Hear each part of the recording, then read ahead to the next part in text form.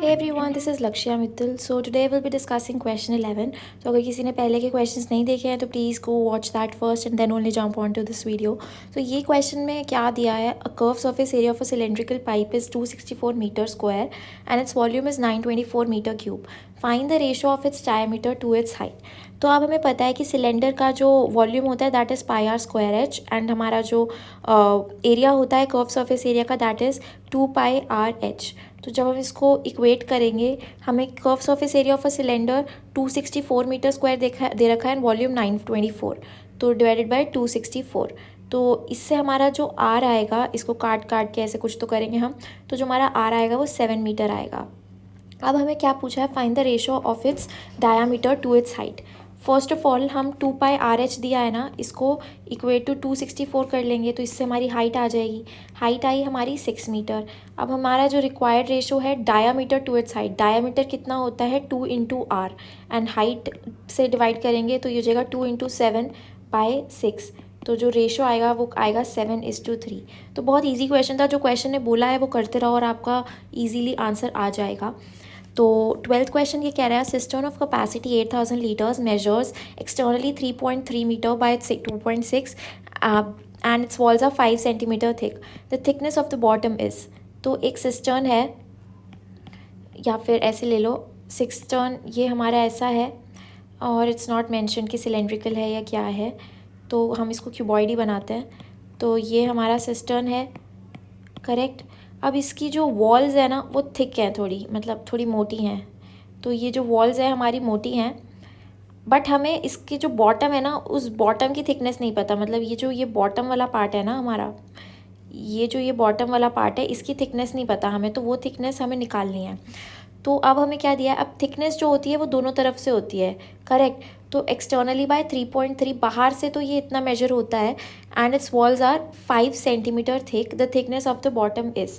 तो अगर ये बाहर से इतना थिक है तो बेसिकली इतना थिकनेस है ये 5 सेंटीमीटर की, इधर से भी इतनी थिकनेस है 5 सेंटीमीटर की एंड सिमिलरली ऐसे भी थिकनेस 5 सेंटीमीटर की और ऐसे भी थिकनेस 5 सेंटीमीटर की. तो जो हमारा लेंथ हो जाएगा, length will be 3.3 minus 5/100 into 2. इसको पहले कन्वर्ट करेंगे ना हम, तो ये इधर से भी ले लिया इधर से भी ले लिया. सिमिलरली अगर हमें ये डिस्टेंस ये वाला पार्ट निकालना है और ये वाला पार्ट निकालना है तो हम क्या करेंगे? अब हमें बॉटम की जो थिकनेस है वो नहीं पता, तो बॉटम की थिकनेस कितनी होनी चाहिए वो हमें बिल्कुल नहीं पता और हमें उसको एक्स अज्यूम करना है. Thickness of the bottom is. तो ये जो हमारी है हाइट और ये है हमारी एक्स थिकनेस. तो हमारी हाइट कितनी हो जाएगी? Actual height will be 1.1 minus x, correct. और हमारी ब्रेड्थ कितनी है? ब्रेड्थ है हमारी ये वाला पोर्शन, तो ये ब्रेड्थ है हमारी. और सिमिलरली ब्रेड्थ का भी अगर थिकनेस इधर 5 सेंटीमीटर है इधर 5 सेंटीमीटर है तो हमारी ब्रेड्थ कितनी हो जाएगी टोटल? 2.6 minus 5/100 into 2. ठीक है.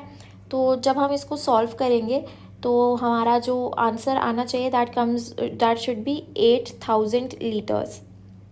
ठीक है, 8000 लीटर्स आना चाहिए हमारा and 1 litre is equal to 1000 centimetre cube. ये हमारा फॉर्मूला होता है. तो जब इसको करेंगे तो 8000 लीटर इंटू 1000 सेंटीमीटर क्यूब और इसको इक्वेट करने पे हमारा आएगा एक्स आएगा हमारा 10 सेंटीमीटर.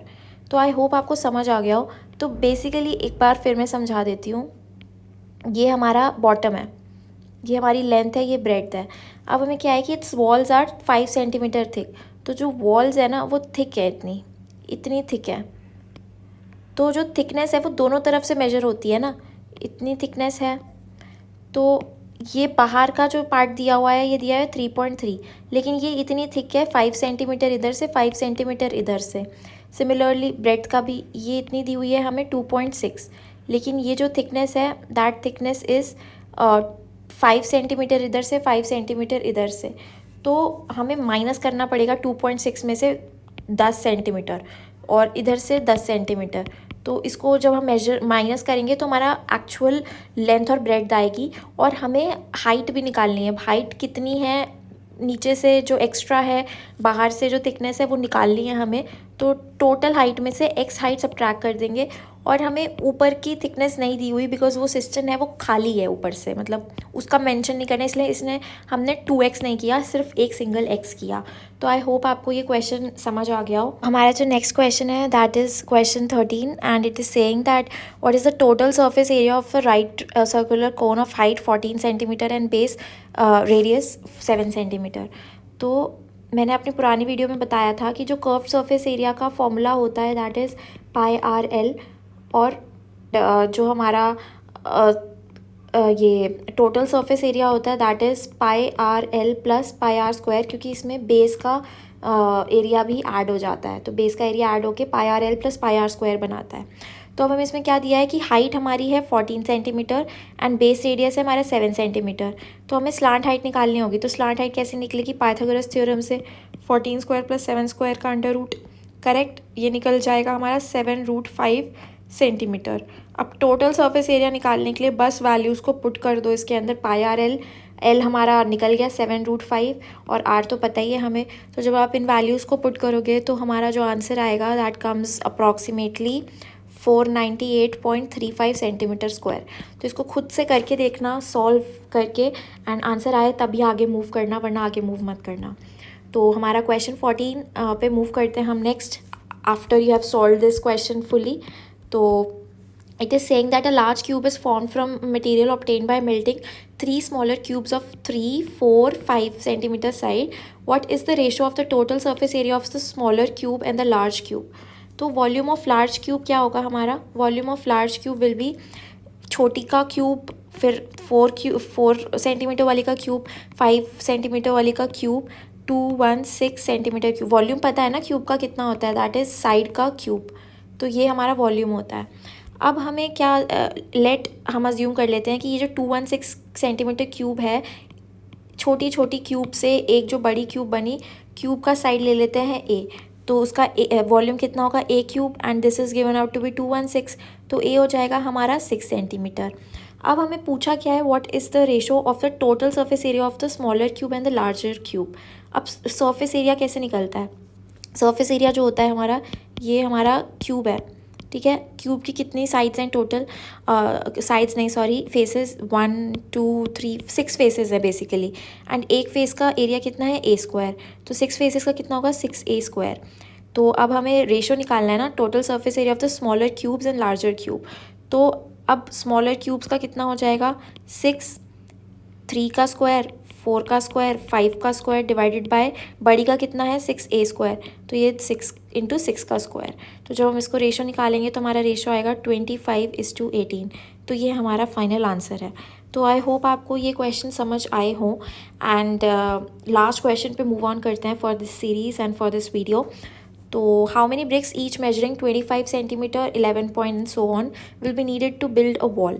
तो ये हमारी वॉल दी हुई है, ठीक है, ये हमारी वॉल है,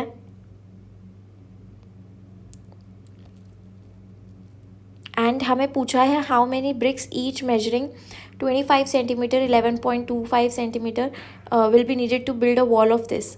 तो हमें कुछ नहीं करना, हमें ऐसे ब्रिक्स लगानी है, बस ऐसे ब्रिक्स लगानी है, और वॉल की कुछ थिकनेस भी है, thickness of wall is this. तो ये हमें ऐसे ब्रिक्स इसके अंदर फिट करनी है। तो वॉल्यूम ऑफ वॉल निकाल लेंगे पहले, फिर हम वॉल्यूम ऑफ ब्रिक्स निकाल लेंगे, और हमें ऐसे फिट करना है ब्रिक्स को, ऐसे फिट करना है। तो हमें कितनी ब्रिक्स लगेंगी वो हमें निकालना है। तो total volume of wall divided by number of BRICS will be volume of wall divided by volume of each brick. तो इससे हमारी नंबर ऑफ ब्रिक्स निकल आएंगी। तो इसको सॉल्व करेंगे तो हमारा जो ब्रिक्स आएंगी दैट विल बी 6400। तो आई होप आपको क्वेश्चन समझ आए हो। नहीं समझ आए तो please let me know. Till then keep learning, bye bye.